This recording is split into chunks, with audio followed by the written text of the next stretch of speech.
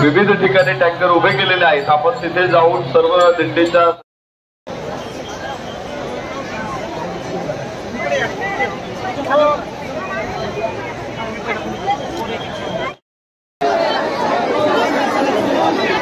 महाराष्ट्रातील कानाकोपऱ्यातून महावैष्णव या सोहळ्यामध्ये सहभागी झालेले आहेत। त्याचबरोबर या सर्व सेवांबरोबर महावितरण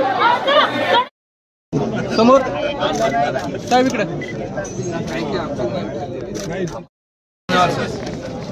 देव आज आंघोळ करणार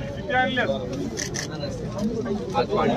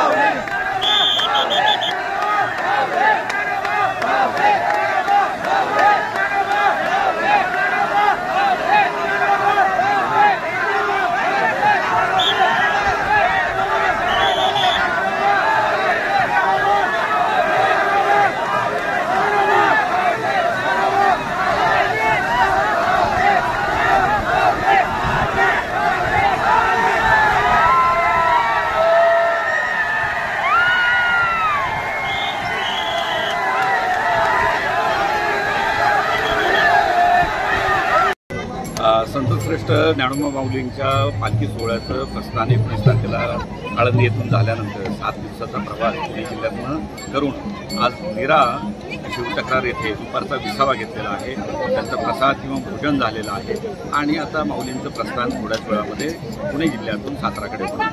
नीरा नदी ओलांडल्यानंतर लगेच स्नानाचा कार्यक्रम आहे, पादुका स्नान होईल, त्याच्यामध्ये वारकरीही स्नान करत असतात आणि त्यानंतर सातारा जिल्ह्यात प्रवेश केल्यानंतर पाडेगाव येथे सातारा जिल्ह्याचे पालकमंत्री नामदार सुंदरराव देसाई साहेब, त्याचबरोबर मकरंदाबा पाटील आणि जयकुमार गोरे साहेब हे इतर दोन्ही मंत्री महोदय, त्याचबरोबर सातारा जिल्ह्यातील इतर लोकप्रतिनिधी, स्थानिक सरपंच आणि त्यांचे सर्व सहकारी नागरिक हे मोठ्या उत्साहानं सर्व पालखी सोहळ्याचं स्वागत करण्यासाठी उपस्थित झाले।